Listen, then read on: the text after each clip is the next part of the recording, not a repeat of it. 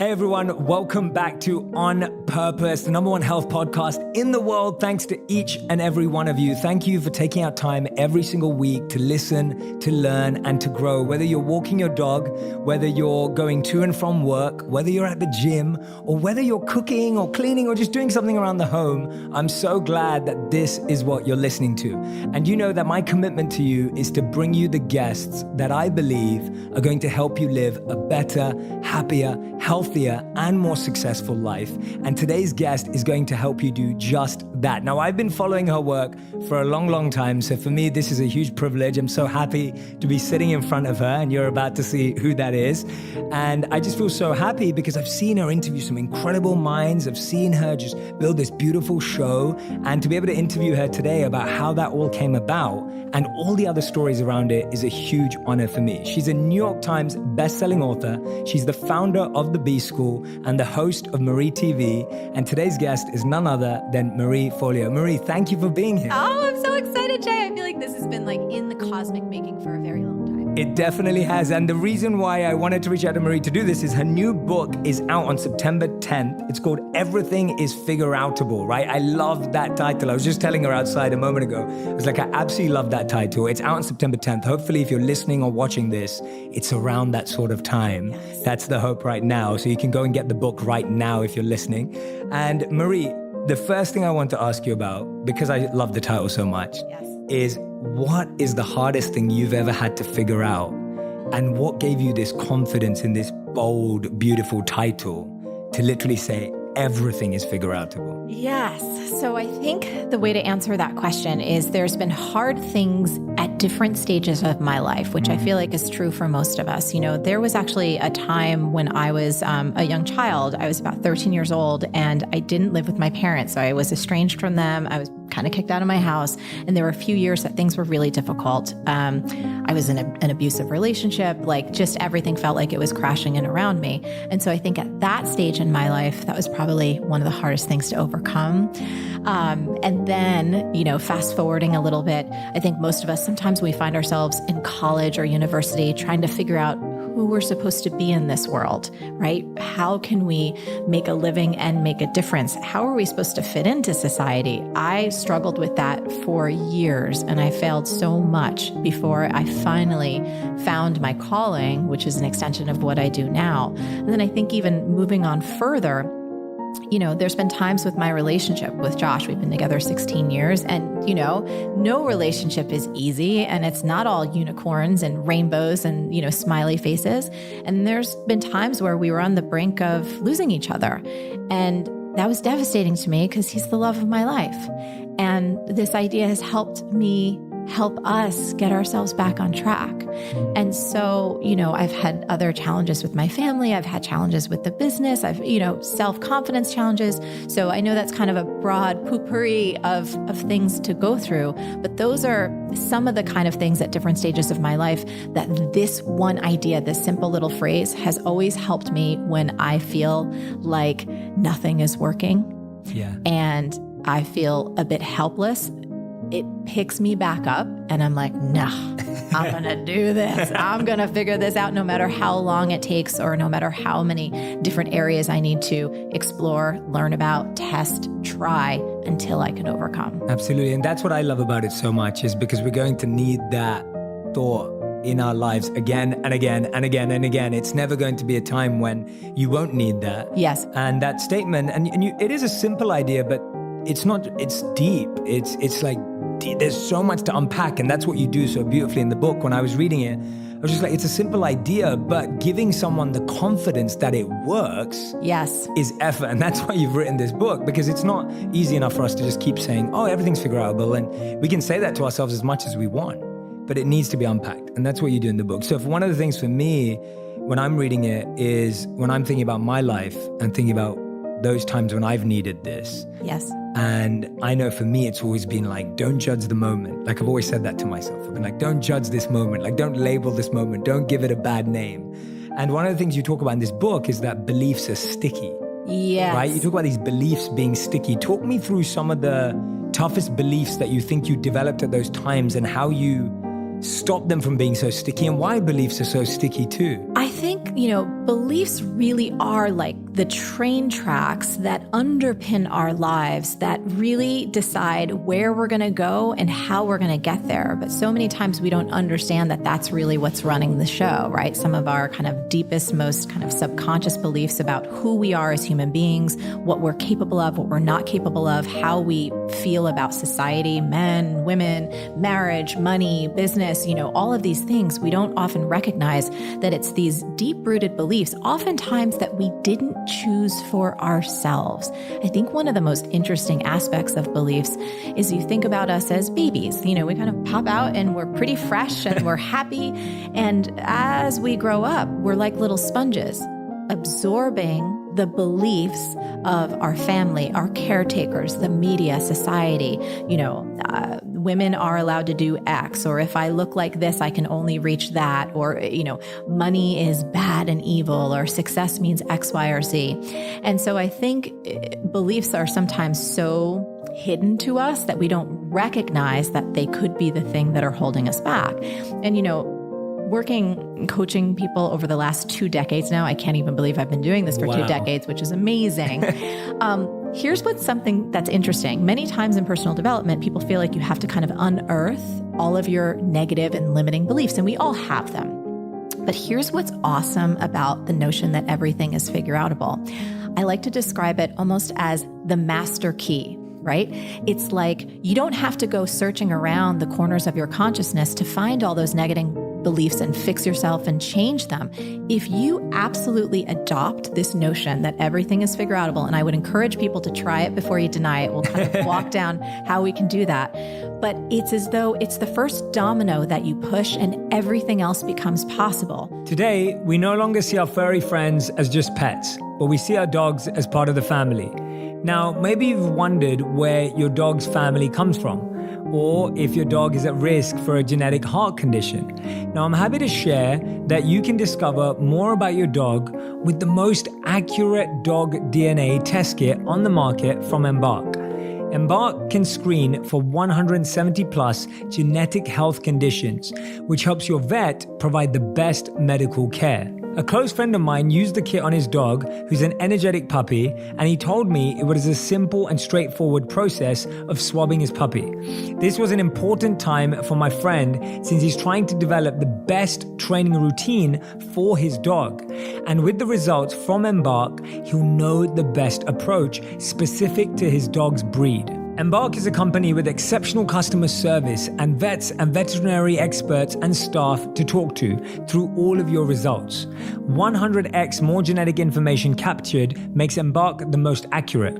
Right now, for our listeners, Embark has an exclusive summer offer you can't get anywhere else. Go to embarkvet.com and use the promo code ONPURPOSE to save 15% off your dog DNA test kit. Discover your dog more than fur deep. Visit embarkvet.com and use the promo code ONPURPOSE to save. One of the pillars of great health and longevity is without a doubt sleep.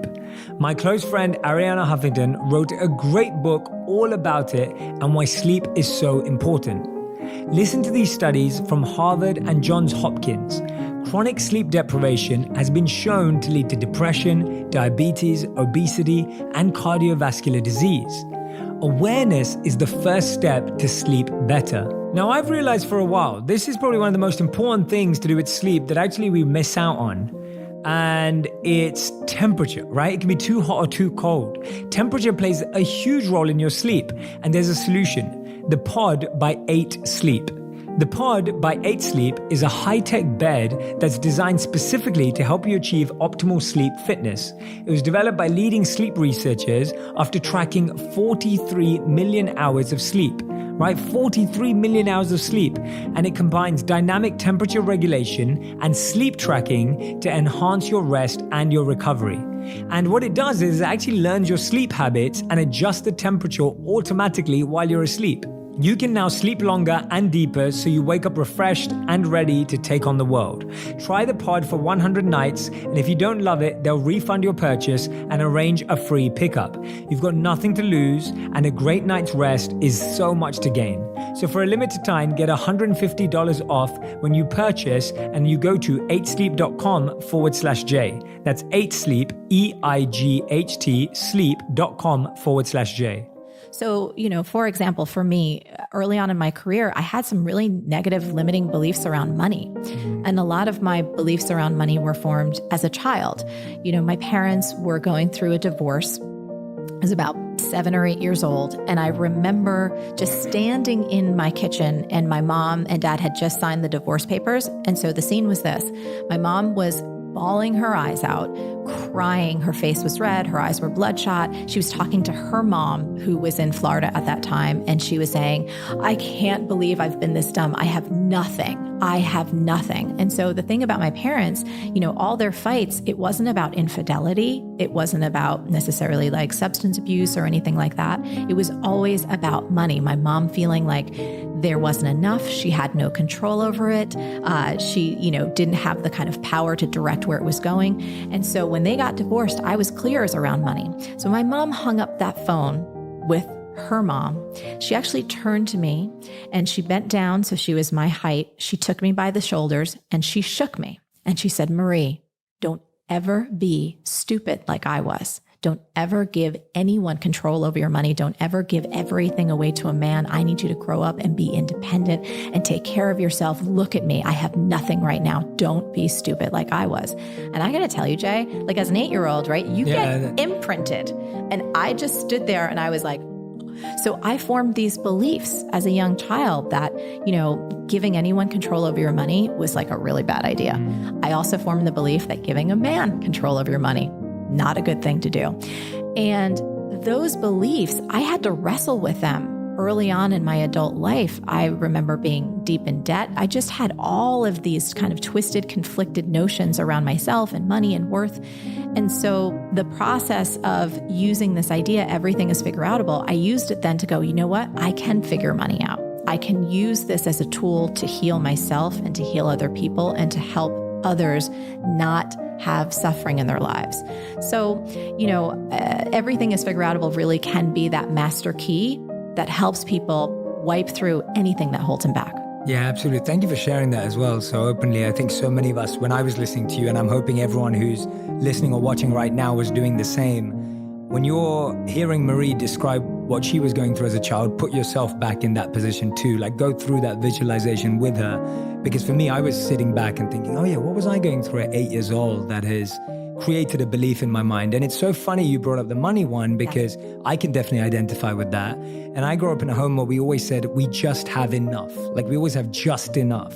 So my whole adult life, I grew up believing that I only needed to have just enough, which always meant that we were always like just above having nothing. Yes. So we never had a lot and we never had nothing, but we had just above nothing. And that became my talking point. So when everyone would say to me like, how much money do you want to make? I'd be like, yeah, just enough. Like that would literally be like how I'd speak about it.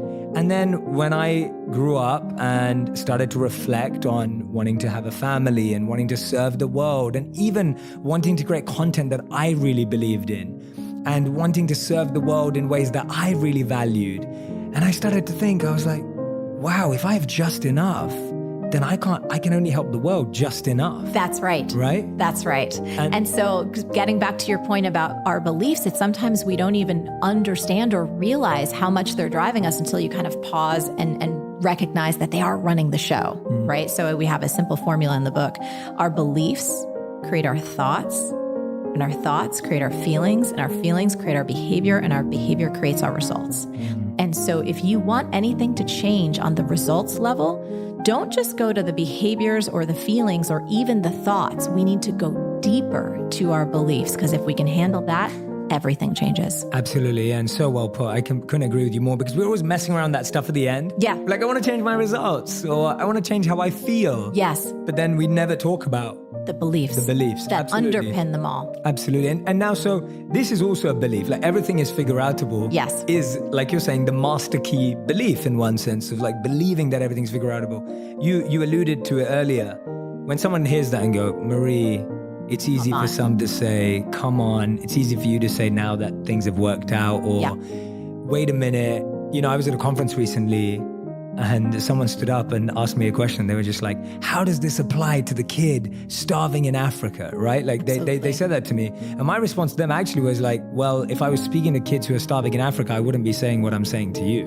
I was like, this is to you. This is audience specific. Yes. Right? My advice that I was giving, I was like, I know who's in my audience. If I was speaking to kids starving in Africa, I'd be giving them something else. That was appropriate And relevant and accessible to them at that point. So, but for us, for everyone who's listening and watching right now, tell us if someone's doubting you, and I know you know this, but someone's doubting you, someone's looking at you going, Marie, that's easy for you to say. Or that's a nice thought. Yes. But my position right now, like the situation I'm in, it's so bad, like you have no idea. That's right. Okay, so I want to dive into this and peel it back in a couple of layers because it's so important. So number one, I am very clear that I have won what Warren Buffett has coined this phrase as the ovarian lottery, right? I'm a white woman in the United States. By no effort of my own, I was born into a family that gave me an education, put a roof over my head. I had running water. I had electricity, all of those things. There are millions, if not up to 1 billion people that don't have those same privileges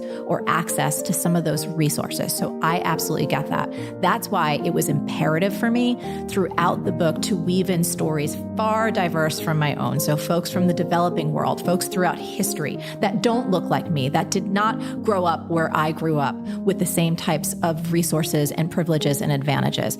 And they embody this spirit, this notion that all of us have this innate power and wisdom within ourselves. And when that awakens, what we are capable of as humans is extraordinary. So we have that all over the book. We also have dozens and dozens and dozens of reader stories, right? So folks that haven't won Nobel Peace Prizes or that haven't done these extraordinary things. I've been talking about this idea for 2 decades. You know, here's a story. Yeah, I was going to ask you to tell me a couple. Because and then absolutely. And then I want to go to the rules because an 8-year-old actually challenged me when I was first writing this book and it came up with something brilliant. So let me tell the story of Jen. You know, a lot of folks are like, well, yeah, everything is figure outable if you want to build a business or get your health back online or perhaps save a relationship. But what if I'm facing something difficult and hard that isn't?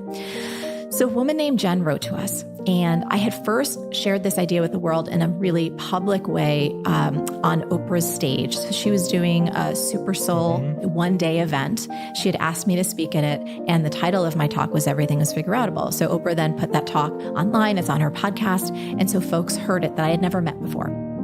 So a woman named Jen wrote to us and said, "Hey, Marie, thank you so much for your talk.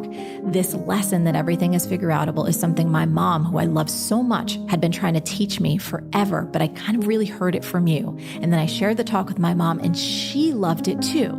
But then everything changed. My mom, who is the most important person in my life, was diagnosed with pancreatic cancer. And suddenly nothing seemed figure outable." And she said, but then I actually took a walk and I looked at it from a different perspective and realized it was. For example, I could find my mom nursing care that could go and attend to her even though she lived in this rural area. Number 2, I could figure out how to get my mom foods that she could actually tolerate. Number 3, I got medical equipment so that my mom could spend her last days, and in fact, her last 5 weeks on this planet, where she wanted to be, which is in her home. And she said, I can tell you without reservation that yes, everything is figure outable. And thank you so much for sharing this idea because it made a difference to 2 women on the other side of the world. And so we have other stories of folks who have used this idea facing addiction, facing loss, death, grief, diagnosis that are life-changing in terms of how long they will be on this planet and how they will exist on this planet. So those are all embedded in there. Yeah. So I just want to share that. Since you listen to On Purpose, I know you understand the value of a great night's rest. Sleep is important, not only for your health, but your overall quality of life. Now, sometimes we struggle with sleep, and I find that sometimes I can wake up feeling hot or sweaty, and sometimes you think it's your mattress. But surprisingly, I realized it was actually my sheets.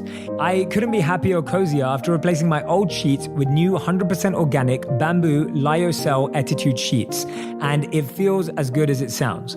If you want to improve your sleep tonight, you have to try Attitude. Their sheets are super comfortable and their feathery softness is what I enjoy the most. The thing is that organic bamboo lyocell is better for the environment than other materials. And knowing that I'm supporting an eco-friendly company makes sleeping at night that much easier. So you can try Attitude today. These amazing sheets have a 30-day risk-free trial, and if you're not fully satisfied, you can return your sheets for a full refund. They even cover shipping on returns. Attitude sheets, the softest silk, breathable as linen, but at the price of cotton. You're going to love them. And when you support our sponsors, you support our show. Right now, my listeners will get 20% off their sheet set and free shipping. Just text J to 474747. The only way to get 20% off your set of Attitude sheets and free shipping is to text J to 474747. Message and data rates may apply. When you start a business or a brand, it's really hard to get going. And that's why you can use Wix to help you with your online presence. Now, I choose to focus on my strengths, and I can admit that creating a website, especially the back end and coding and all of that, is really not my strength. And you can hire someone to create a website for you, but finding an inexpensive qualified designer can be exhausting. Wix is a free platform that allows you to create fully customizable, professional, and awesome websites. I remember using it for one of my first ever ones. They truly make complexity a thing of the past. By using advanced drag and drop tools, you can build a website quickly and efficiently. Whatever your purpose, Wix is a great choice for your website. They have hundreds of beautifully designed, fine-tuned templates that are absolutely stunning. If you want to build a business, a personal brand, or maybe a portfolio, I'm confident Wix can help. Offering unlimited pages and top-grade hosting for free, you cannot go wrong. It's awesome to have an uncomplicated website that allows your fans to stay updated on your work and contact you without hassle. Now, I'm pleased to announce our grand prize winner of the Wix Life Stories competition, Mehi Naiki. We had so many truly excellent homepage submissions. I cannot express how proud I am of my incredible community, all of you. All things considered, Mehi really captured the essence of the great tools that Wix offers people who are interested in building a great website that represents their personality. Congratulations, Mehi. You've won the grand prize of Wix Business VIP Premier Plan free for 1 year, a value of over $400. Thanks once again to all our contestants. And for more information on how to create your own magnificent website, visit Wix.com. You can also get started with your very own site today, and it's so easy. For 20% off your first ever Wix site, go to wix.com/go/J. So all you have to do to start your site for free, and for On Purpose listeners, you can use the promo code J20 to upgrade to a yearly premium plan and get 20% off. Another frame. I invite people to try it before you deny it. Like, I do not claim to have all the answers, nor do I think this book has all the answers, but within it, you will find a set of tools and practices and frameworks to find or create your own. Yes. And finally, I'll share the story about the 8-year-old. So I was telling a friend when I was first writing this book, we were like all having a brunch on a Sunday. And my friend's son asked me, well, what's your book about? And I said, everything is figureoutable. And he's like, no, it's not. And I was like, awesome. Tell me more. And he said, well, you know, I can't grow working human wings out of my back. And I was like, that's very true. You can't do that yet. I said, but we humans can indeed fly. And he was like, oh yeah, that's right. He's like, well, you know, I can't get my dog who died when I was 2. We can't get him to, you know, be back alive. And it's like some Pet Cemetery shit right there. But I said, you know what? That's true. I said, but scientists are working on cryogenics, and there's people who have cloned dogs. And he was like, oh yeah, that's right. I said, look, just because something scientifically hasn't been done yet doesn't mean it's impossible. There's an amazing book called The Beginning of Infinity by a quantum theorist named David Deutsch. And he has this incredible quote, which says, everything that is not forbidden by the laws of nature is achievable given the right knowledge. So I would invite everyone listening, you don't have to take a quantum theorist's word for it or my word. Just experiment with this, live this idea, and see if it doesn't help you become more capable and courageous and resilient and persistent in the face of whatever problem you're looking to unpack or whatever dream you're working to achieve. Yeah, I love that. And try it before you deny it, for sure. Like with everything, right? Like even if I told you when you came in, they're like, oh, we have this juice and it's the best juice in the world. Yes. And you could just deny it and be like, no, I have the best juice in the world at home. And it's something as basic as that. Like we can't even do it to do with food and juice, what to speak of wisdom and knowledge and ideas. So yeah, anyone who's listening or watching, I highly recommend that you try this out the way Marie's saying it. And what Marie's done and what she's so beautifully articulating is she's done the research to prove to us that this works. Yes. And she's giving you the process to practice it. That's right. That's what the book's doing. It's proving to you all through these stories and it's giving you the practice. Go on. And I'm definitely not sitting here going like, I have everything figured out and I'm just, hanging out going like, it's all done. No, I use this every single day. I use this when like I run a company and there's 30 people and, things crash, someone quits, someone gets sick. I am using this actively every single day of my life. And it's what helps me continue to engage with a sense of curiosity and courage and a fearlessness to walk into the inherent groundlessness of reality. Like, let's just be real about this. There's so much in our lives that we cannot control, right? And for someone who will raise her hand to being like, I like to be in control. I like to have those plans. I like to know what's coming up. The nature of reality is chaos. Yes. And the nature of reality is groundlessness, which could evoke a lot of fear or it could evoke a lot of curiosity. And so what I also like about this notion, if everything is figure outable, you don't have to grasp onto anything but your own innate wisdom and capability to show up and dynamically be appropriate to what occurs in this moment. Yeah, absolutely. One of the things I really wanted to ask you, because this is something I'm fascinated by, is when someone's living through that process of the belief that my life and everything that happens to me is the worst. Yeah. Right? And I hear that a lot. You see it a lot on social media. You see it a lot on people's profiles where people are just like, I'm going through the worst day. My life's... And we have this belief that we're victims and we have this belief so strongly that I'm going through the worst. How do you start rewiring that from your perspective? Like, how do you start the process of getting out of that? Yeah, it's interesting. And I think all of us have to, we need to give ourselves permission to have those bad days because we all have them. People often ask me, they're like, you seem so confident all the time and you seem like you have everything together. And I'm like, well, you don't see me when I'm struggling. Like, I'm like on the phone with a friend going like, I don't know if this is any good, or I don't know if X, Y, and Z is working, or, kind of those things that we just do in private, quite frankly.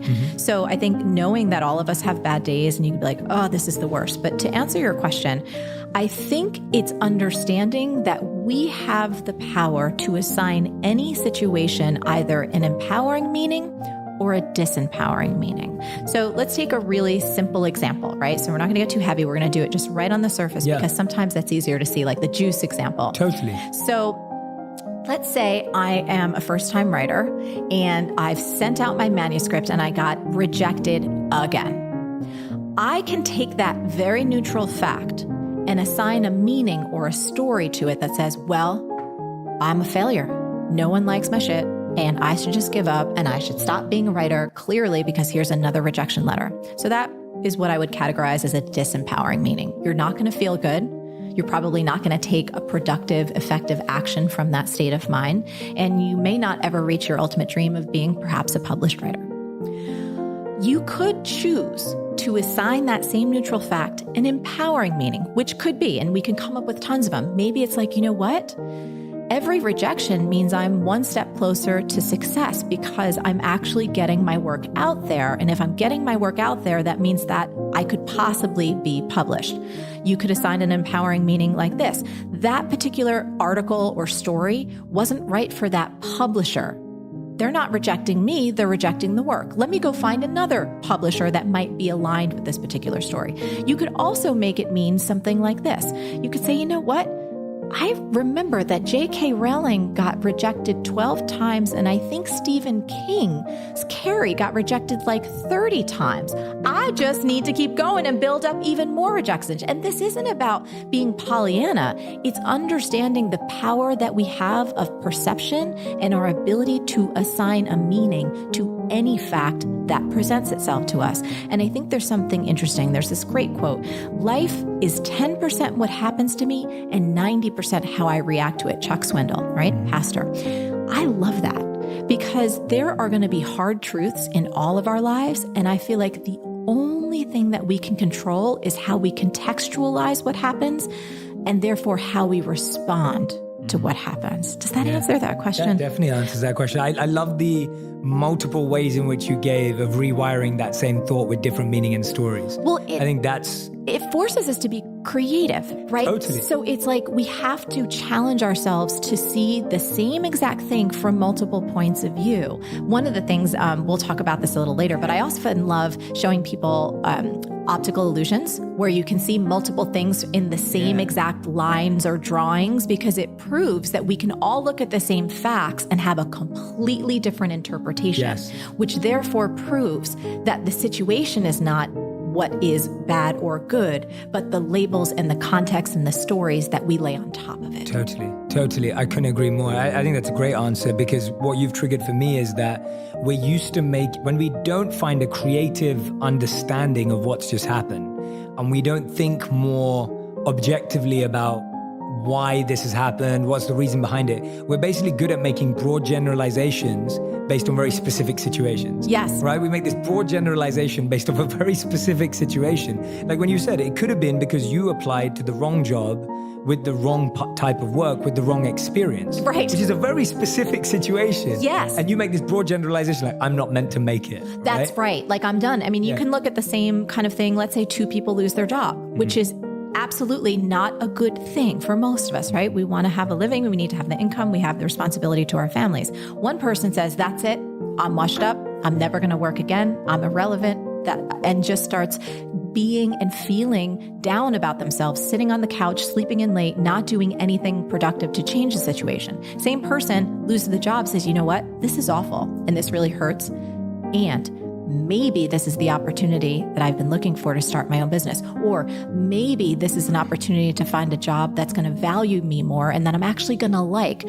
Different context create different actions, create different outcomes. 100%. I love that. Great answer. There's a part in this book that I really loved, and it's you talking about the difference between fear and intuition. Yes. And how we tell the difference. Oh, I can't wait to talk about this. And I love that section because I think that's something that people struggle with so much. Yes. Like being able, so it's so funny. We talk about when we label things wrong. And one of the biggest things we label wrong is the voices in our head. Like getting to be able to be aware of, wait, who's saying that in my head and where's that coming from? Talk me through that, because I love that part. So fear versus intuition. So many of the times what stops us all from figuring something out is we're afraid, right? We're afraid maybe we won't be able to do it, or we're just afraid of the area that we need to walk into in order to figure it out. And then people often have asked me, well, how do I know the difference between healthy fear that would be very good for me to move through versus my intuition or a gut instinct or a hunch going, no, that's actually going to be a shit show, right? Like where that's just going to be, it's something you should not do. And that's a really important question. Here's what's awesome. You don't need to go asking other people for the answer. You have all of the wisdom you need inside of you. And just to step back and to create a context for why what I'm about to share is so important for all of us to practice, and I still practice it to this day. We live in such a sedentary culture, right? Where we're spending 8, 10, sometimes 12 hours a day sitting, staring at our screens. So we're living from the neck up. And many of us have lost touch with the wisdom and the intelligence that exists in our physical bodies because simply we're not moving enough. And as someone who's been a Nike athlete, fitness is a big part of my life. Movement is a huge part of my life. I see very clearly when I am moving consistently, I have access. It's like a channel opens up where there is so much intelligence and so much insight that has not to do with my logical, reasonable brain.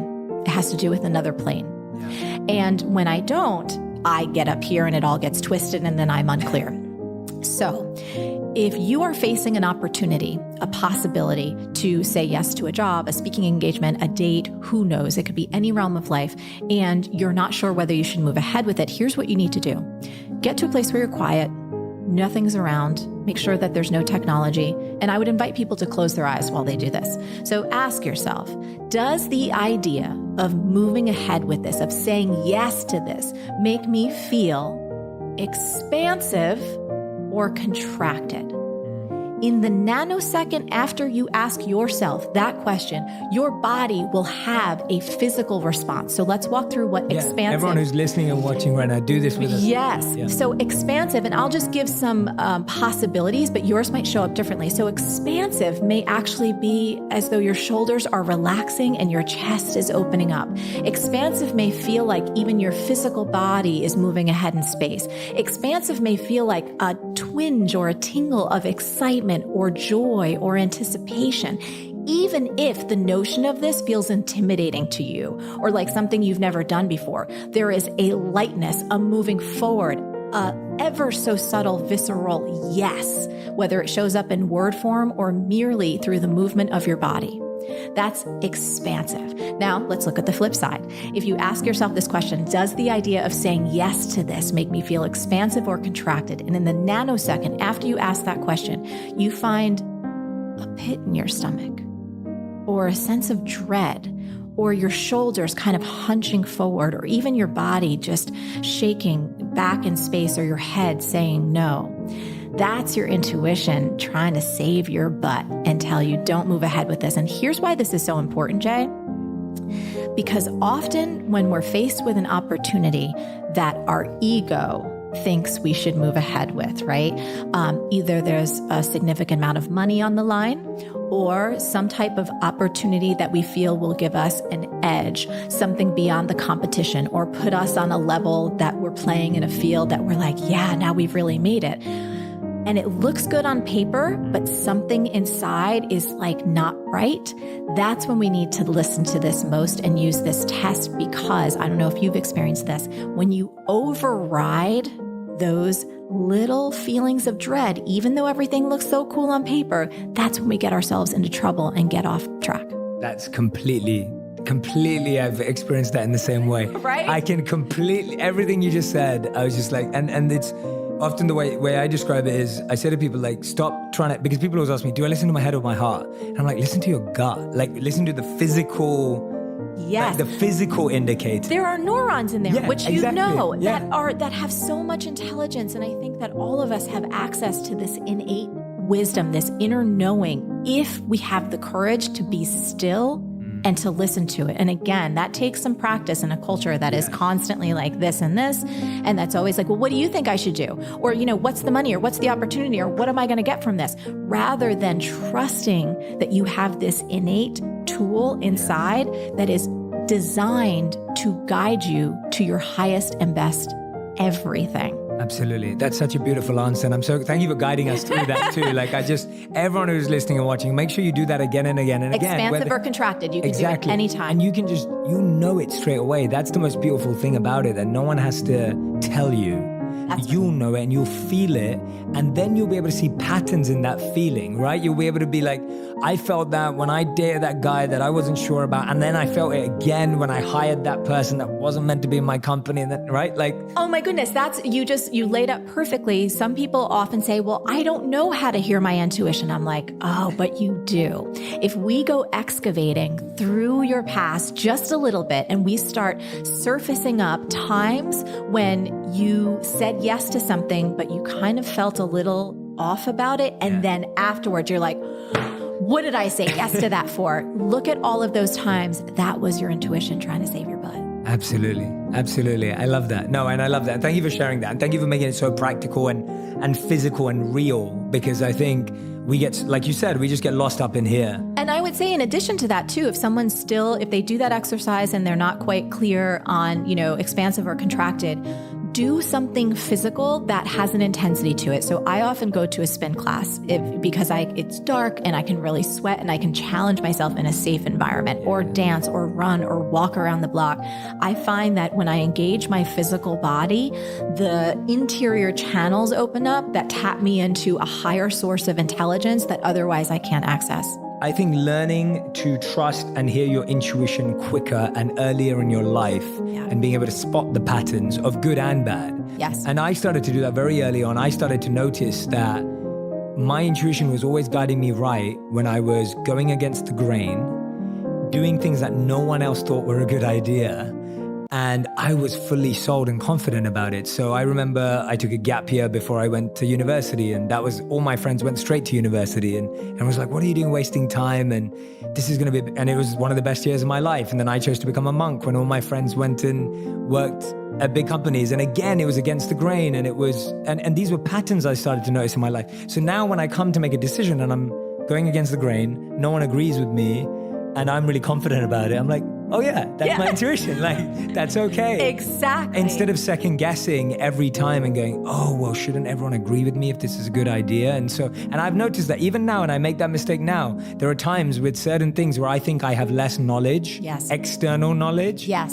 And I'll go against my intuition because I'll have less external knowledge. Absolutely, because you assume, and I went through this even with the process of writing the book. You're like, oh, well, so-and-so knows better because this is their business. And it's almost like you give yourself a backseat and you abdicate responsibility. Yeah. I've done that where you assume. I've done that so many times where I've wasted money, like really good money and really good time and, creative resources, same thing, thinking that someone else knows better because I'm less experienced. I love that you brought that up. And of course, we're all open to feedback, and of course, we're all open to learning. But I think when you have those inner little red signals and flags going off, you trust yourself.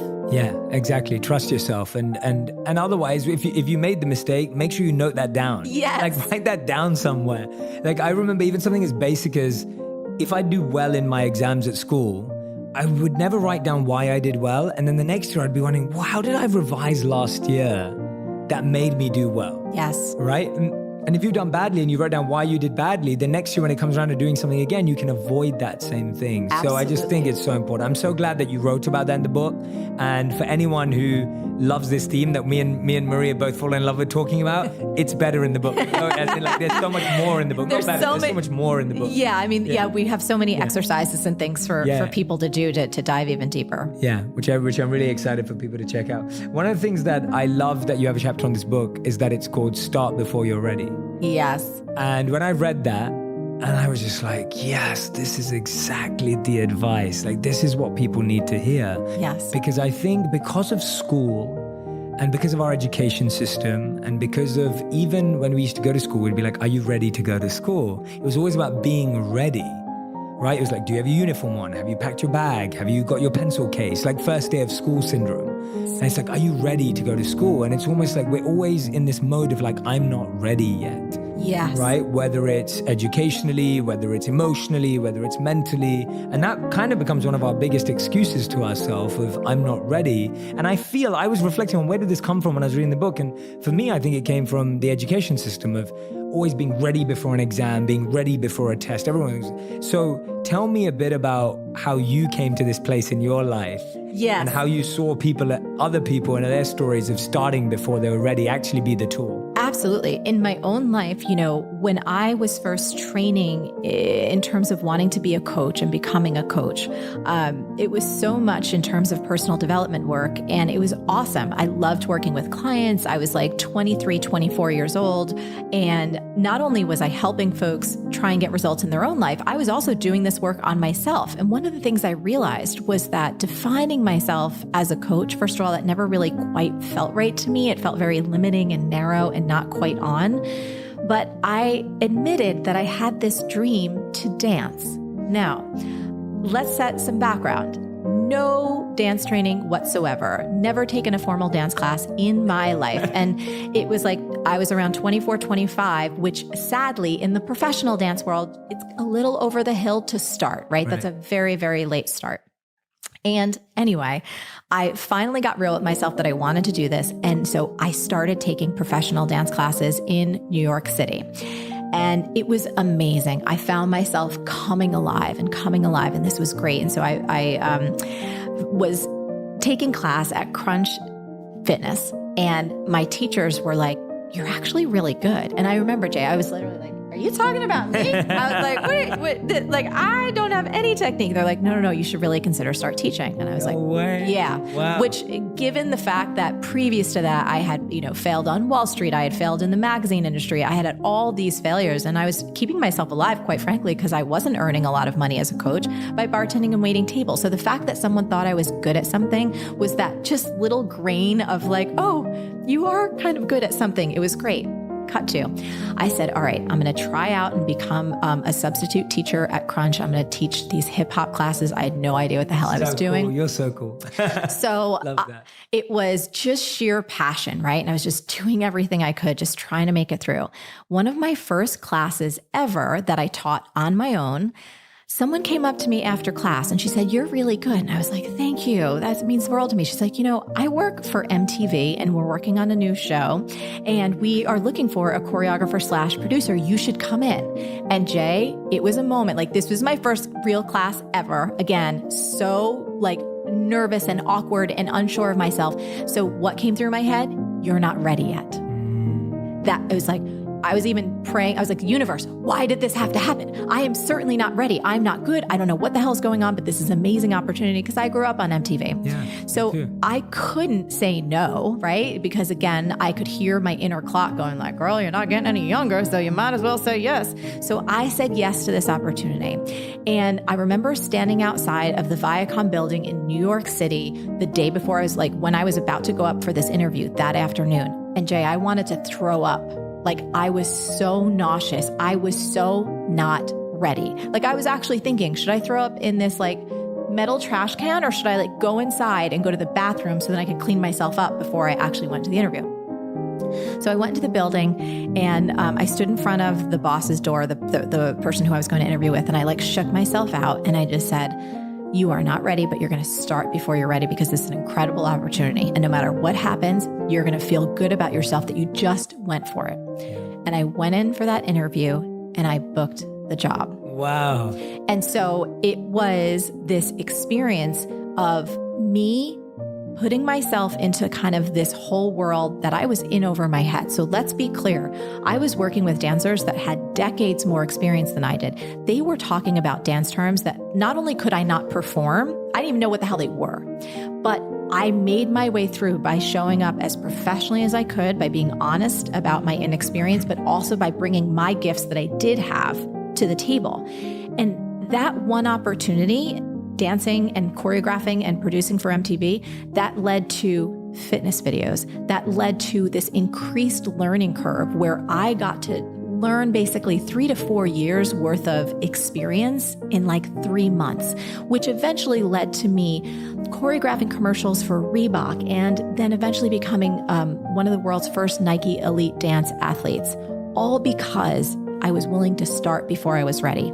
And every single area of my life, I still do it in business to this day. There's so many things I say yes to that I'm like, somewhere in the back of my mind is like, "You're not ready yet." And I'm like, that means I got to go. That means I got to strap myself in and go like, we're doing this. I will learn as I go. Yeah. So this idea of starting before we're ready, it doesn't mean that we're irresponsible. Doesn't mean that we don't do our research. And it doesn't mean that we override our intuition, that if perhaps, there was years ago, and I'll say this, that people approached me to write a book and I legitimately wasn't ready yet, but it was because my focus was in other areas. I had other priorities. I knew from a deeper level, it wasn't about the fear. It was about trusting my own timing. Yes. But when you know you want to do something and you're clear that this is your path, using the mantra "start before you're ready" is an amazing way to beat procrastination, to leapfrog over your fear, and to get going. Yeah. And to push out of that desire of perfection and planning and what we were speaking about earlier of like just having this addiction, like perfection addiction of like, everything's going to be perfect before I start. Everything's going to be right in place. And I can so agree with you. I remember getting my first book offer to me after my first ever video and one of my first viral videos. And I was approached by an amazing publisher that I would have dreamt of being published by before. And they were like, we'd love you to do a book. And when I sat there and it wasn't that, again, same as what you're saying, I just knew at that time that my focus had to be something else. Yes. It wasn't, and it was that I didn't really know what I'd want to write a book about in full. Like, that's how unready I was. Like, it wasn't like, I had no idea. Yes. And I was like, but I want to focus on this. I want to build this, and then I will come to that. Rather than like, actually, I'm not going to do anything right now because I'm not ready yet. That's right. And I think that discernment and digging into this nuance is so important for people to hear, because, starting before you're ready doesn't mean that you're going to throw your life into chaos. Totally. But I think for anyone listening who feels stuck, and we all have felt that, right? Where you're just like, like, I really want to do it. Start before you're ready will kickstart you into action. Yes. And action really is the antidote to fear. 100%. And you have this graph in your book as well, this little squiggle. Oh, progress versus perfection. Yeah, exactly. Yes. And it's true. Like, when you start before you're ready, yes, you are going to have a lot more of this, yes, and a lot more of this. Yes. But if you don't start, you're not going to have anything, right? That's like, right. You're just there, like you're this dot.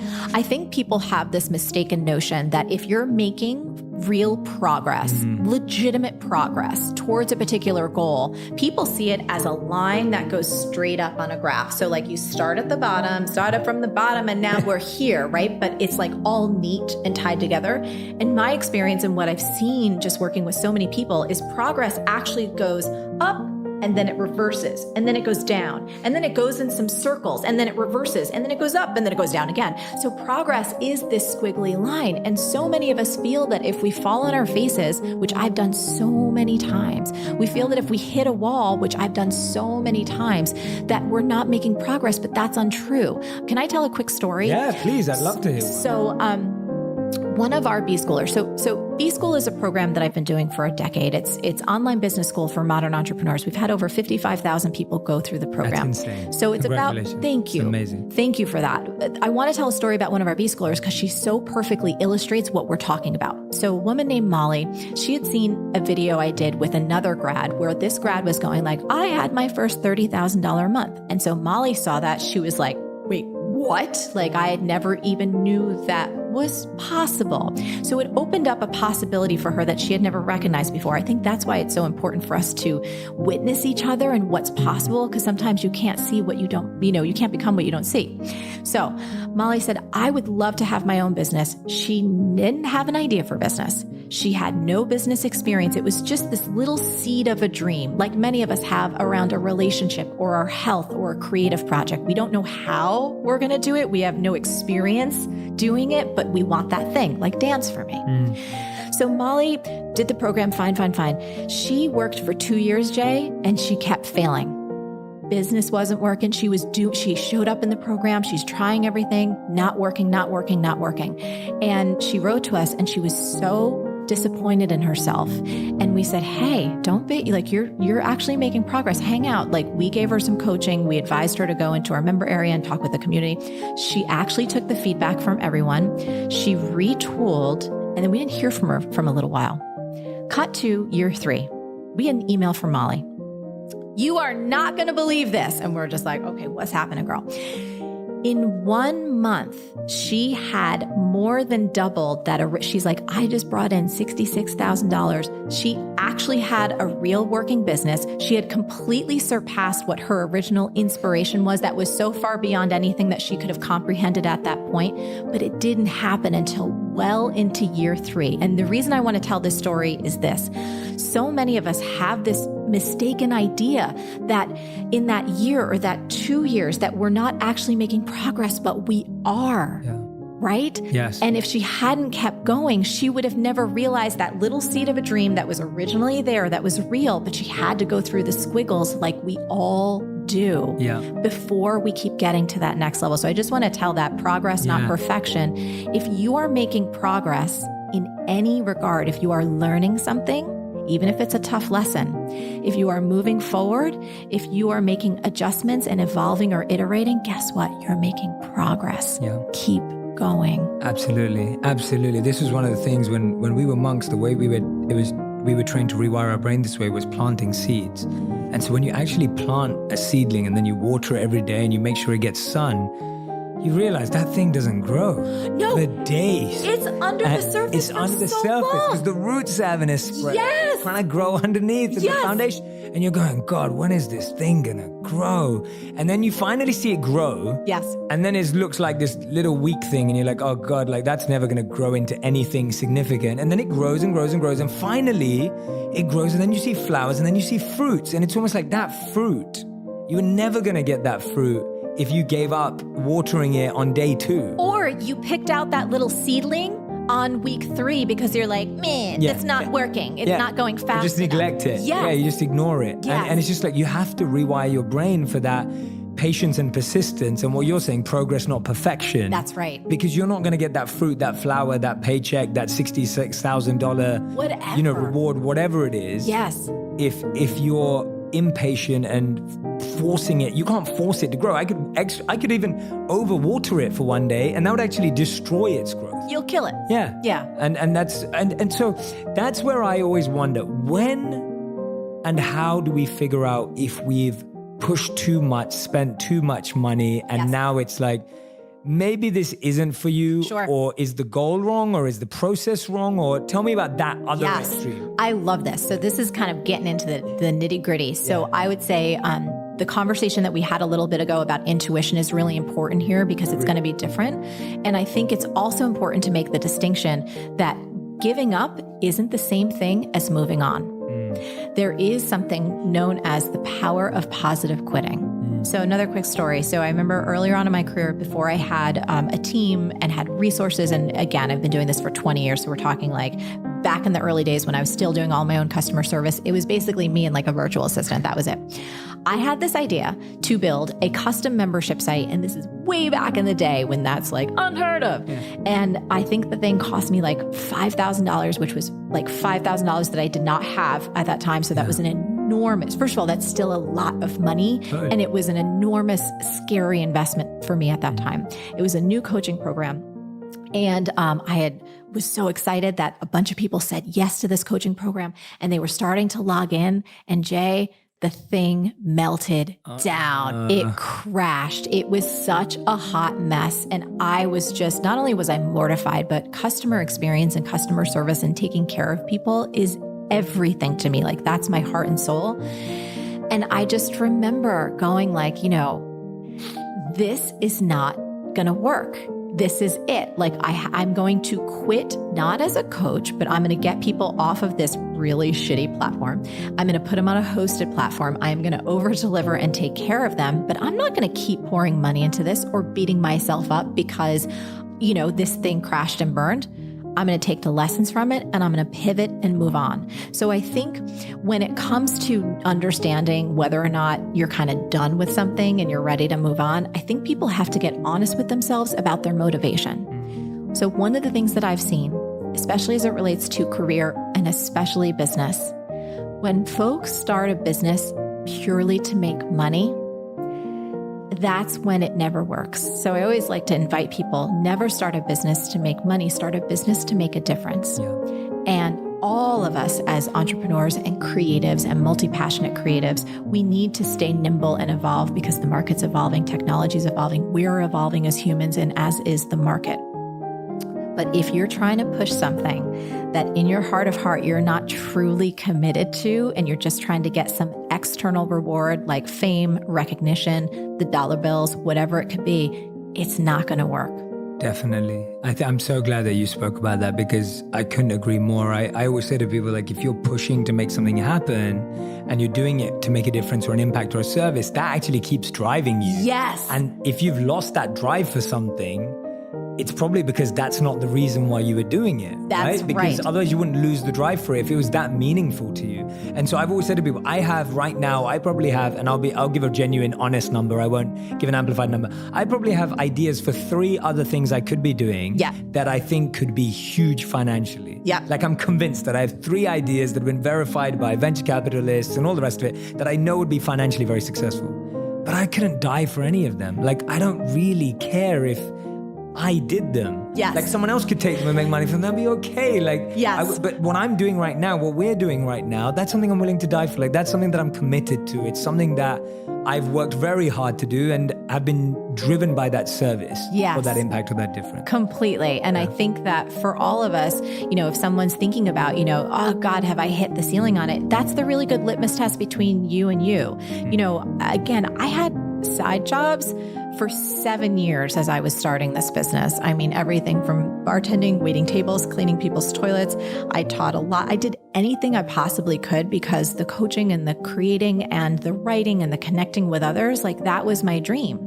And no matter how long it was going to take, I didn't even know if it would eventually work. That's the truth of it. I had no idea, but I was fine eating my mac and cheese and my peanut butter and jelly because I was really doing the thing that I felt like I was meant to do in the world.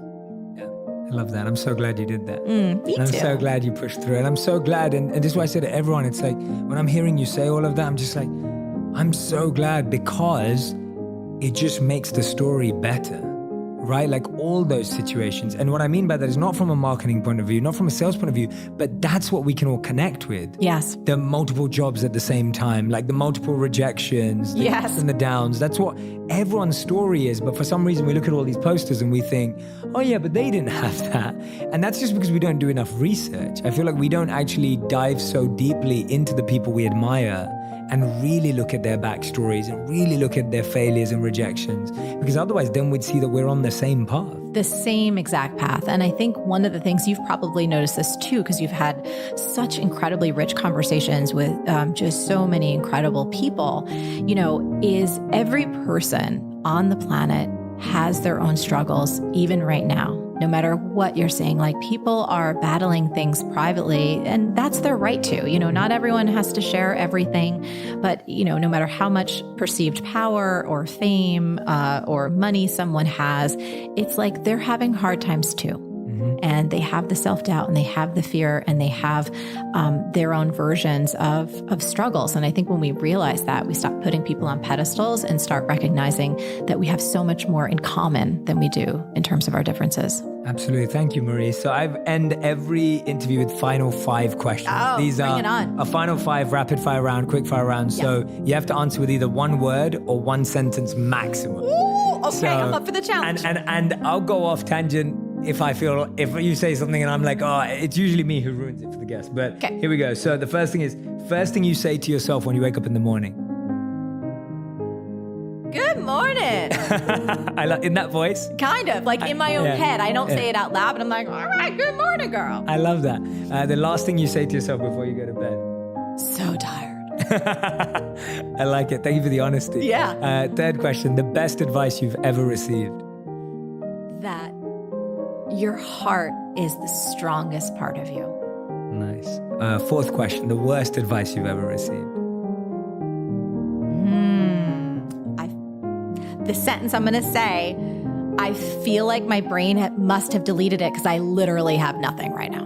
Nice. Yeah. Okay, that's good. It must have deleted it because I'm like, oh, I can't think of it. Yes. Yeah, I like it. That's awesome. And the fifth and final question is, what are 3 truths that you live by? So one is obviously everything is figure-outable. Everything is figure-outable. The next truth is there is nothing more important in this world for any of us than the quality of our relationships and our connections.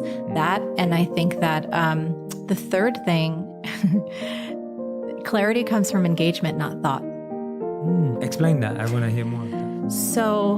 So many times for many of us, we have these notions of what could be possible or what we might want to do or what something could feel like, but we spend so much time in our minds rather than actively engaging to discover it. So rather than pro-con lists or rather than, sitting on the couch kind of going, oh, I don't know if I should, I think living by this idea that clarity comes from engagement, not thought, gets us out into the world, gets us physically engaged, and activates this open channel within to feel our way into our truth rather than think our way into what we, have a notion, is this going to make me happy or not? And I feel like when we lead from this, when we lead from our heart and we tell our truth from engagement, that's where the magic is. That's great advice. I love that. Thank you so much. Marie was telling me, and this is interesting to me because I'm working on my book right now. Right. Marie was telling me that there was a ton of stuff that actually didn't make it into her book. Now, whenever I hear stuff like that, I'm like, well, that's the stuff I really want to know about. Because if an author creates something and it doesn't get in there, not because it's not good enough, but because it's context, space, Yes. whatever it is. Tell us about why. Yeah. So it was this amazing chapter that I had worked for weeks on. And my publisher, who I really trust, and my editor, they're like, oh, well, we felt the natural ending was here. And And I was like, at first I was crestfallen. It felt like a punch in the gut. And then when I re-looked at the material, I was like, oh no. I think I could actually teach this better if I had the benefit of my voice and I had videos and I actually had worksheets and could actually coach people through it. So it was this acronym, this little formula I created to help people embed the belief everything is figure outable into their consciousness, into their mind, into their soul in a really organic way. So I said to myself, okay, I actually still want to give this to folks, but I want to do it for free and just teach everyone. There's no upsells. There's no anything. It's just another part of the book that just didn't make it into the pages that I actually feel will be more effective if done collectively and done online. So there's behavioral science, there's neuroscience that backs all of this up. And so it's free. It's happening October 14th. If you just go to everythingisfigureoutable.com, you'll see a little link. And if you're interested, you can totally take the course completely on me and with, tens of thousands of other people. And you'll learn this 5-step formula that will help you figure everything out and embed the belief into your mind and soul. I love that. That's so awesome. I'm so glad you're doing that, especially with the point of embedding it into your psychology. Well, because my friend asked me, she's like, well, this is great because you learned this belief as a child, which we talk about in the book. And it's been my own internal operating system for so long. And she's like, yeah, but how can you help it be mine? And I was like, oh, I got you. Yeah. And so that's what we did. We created a little system for people. And I talk about it like it's an emergency first aid kit or like a life preserver. If you ever forget that everything is figure outable or you find yourself feeling stuck or overwhelmed or just unsure how to move ahead, you'll have this wonderful little tool that you can use for life. And it's free and it's all yours. Amazing. And when and where do they sign up? So go to everythingisfigureoutable.com and there'll be a link about the course. And again, it's 100% free. You can invite your friends. Just come do it. Everyone who's been listening and watching, let's give a huge round of applause in our hearts for Marie. That was amazing. Thank you so much. Thank you for having me on. The book, Everything Out is Figure Outable, is out on September 10th. If you're listening to this right now, I'm guessing the book is already out or about to be out. Make sure you go and pre-order if you are hearing this before. And if it's already out, make sure you go and buy the book to dive deeper into this conversation. If you want to overcome your fears, if you want to understand how to get started before you're ready, if you want to know how to make progress even without feeling that you're perfect, which none of us are, and if you actually want to start driving towards your dream, this is the book for you. Make sure you go out and get it. Don't hesitate to buy this book. This conversation should have given you the insights into the kind of things that are inside. There's so many more incredible stories that I've read inside the book that I can't wait for you to hear, because the more you fill your life up with those stories, the more you'll be able to believe that everything is figure outable. So thank you so much again, Marie. Thank you, Jay. Thank you for being here. Thank you for who you are in the world. You're so amazing. I adore you. Thank you. Thank you, sweetest. Thank you for watching and listening, everyone. Make sure you share this episode. What I'd love for you to do is find the one thing that Marie said that you're not going to just think about or post on Instagram, but you're going to experiment with. I do want you to post it across Instagram, Facebook, Twitter, wherever you're active, and share what it was that she said that you're testing out this week. Go get the book, and I can't wait to see you again next week. Thanks for listening.